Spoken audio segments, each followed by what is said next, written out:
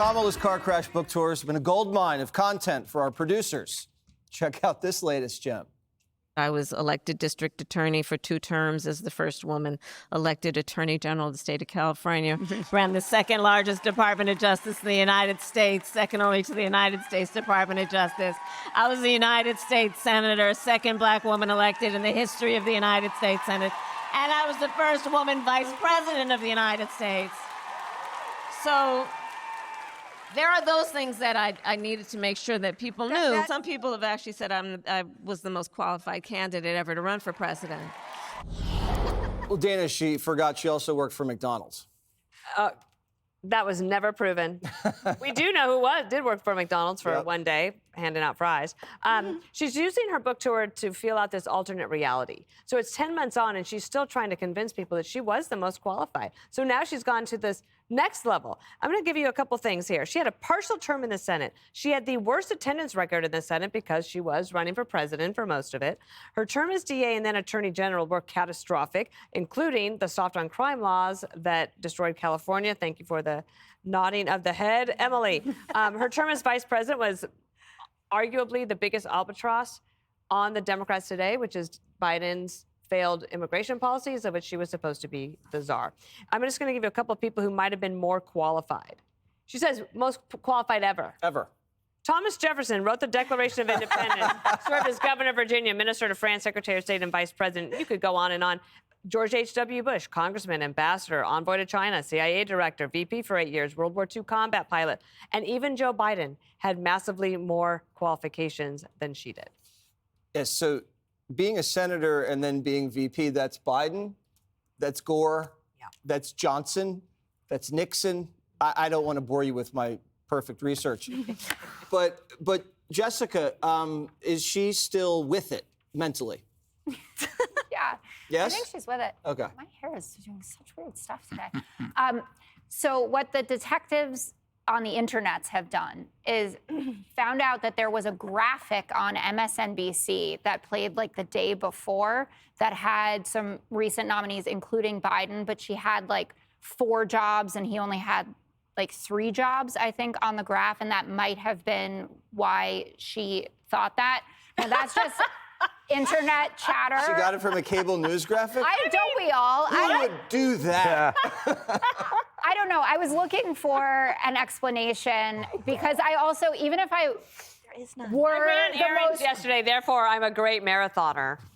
I'm just saying that a lot of people legitimately said that about Hillary Clinton, but she didn't go out and say, some people are saying. You just be yourself and you don't need to say it. But I think maybe it was the graphic. We really dodged a bullet with her, didn't we?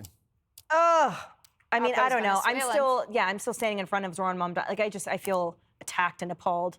I just want to hide under the bed. Look, here's the thing about Kamala. First of all, if she says the quiet part out loud, it's sort of like when your mom is like, to know you is to love you, and you're like, yeah, I love you, but like you don't actually say that to everyone. You don't actually repeat that on national television. And then she cites being the first woman vice president as if that makes her qualified, like an immutable characteristic that you have no control over. She reminds me of like those Wild West movies where you realize it's just a set, it's just a charade, it's just a facade. She's a resume built on titles, not results.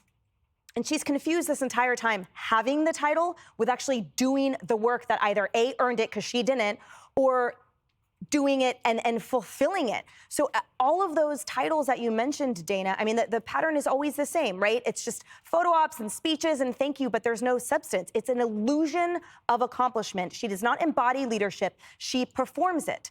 And the whole point is that it's like abandoned immediately. So she puts it on her resume and then she's on to the next thing. Remember the NASA head? Wasn't she head of the Space Council? I mean, what happened to that?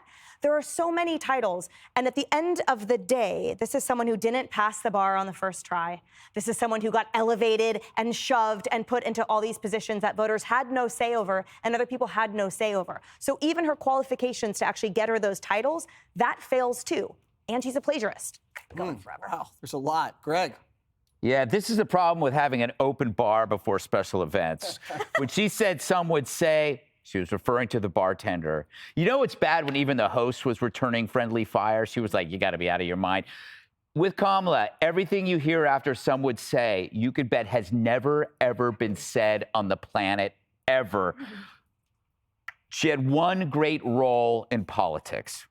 Willie Brown. Count it! But she did the one thing that I think is annoying is when she listed her accomplishments, they were almost all identity driven. Woman this, first black woman that. You can't count that stuff. It's not an achievement being born with a womb, especially in your party where men can do it now. If you subtract the DEI, those other jobs, she did terribly. Yeah. And every time the thing is, every time you lead with identity, you remind everybody how you got there. And you think, you know what? It would have been a better achievement, a greater achievement if she was a white middle-aged guy named Mort, because she had more advantages than that. All right, well, the Binders book tour is going to start soon, so we'll have more great content for you guys. Coming on? Yes, she's coming on. Not the show. Click here to subscribe to the Fox News YouTube page to catch our hottest interviews and most compelling analysis. You won't get it anywhere else.